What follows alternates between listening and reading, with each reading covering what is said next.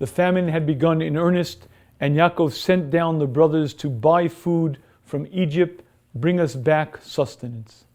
As soon as the brothers entered Egypt, Yosef immediately knew that they were present.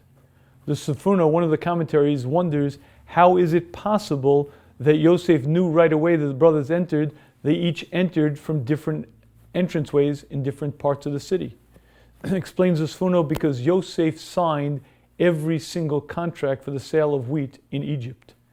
Yosef didn't trust his underlings. He didn't trust the Egyptians.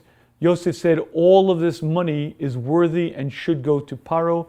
Because he couldn't find reliable help who he could trust, he made sure that every single contract was signed by himself. And for that reason, when one contract was signed by Shimon ben Yaakov, another one by Dan, the son of Yaakov, immediately Yosef knew this was Shimon, the son of Yaakov. He knew his brothers had come into Mitzrayim. This Sifuno is very difficult to understand, because I'd have to imagine that Yosef had better things to do with his time than sign every document. After all said and done, there were many, many bureaucrats, many levels of government, and there was a tremendous amount of people and distribution of wheat going on. For Yosef to have to sit there himself signing every contract sounds rather difficult to understand. Why couldn't he just set up a system? If it's not perfect, 10% of it will be stolen, 15%, but Paro is going to become very wealthy. Paro will get most of the wealth. Why does Yosef have to worry about every last penny? And I believe what the Torah is teaching us is what ethical, honest behavior means. Yosef was an employee. His job was to look out for the interests of his boss, and every penny was worthy to come to Paro. Paro was supposed to become wealthy, wealthy beyond our imagination, but every penny of it was due to him. My job as an employee is to look out for the interests of my employer. My job is to make sure that all of the money that's supposed to come to my boss comes to my boss.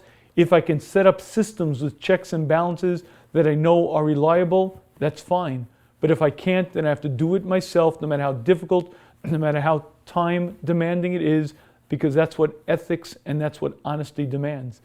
And I believe that this Sforno is very eye-opening and illustrative as to what the relationship of an employer to an employee is, and what an employee's role to his boss is.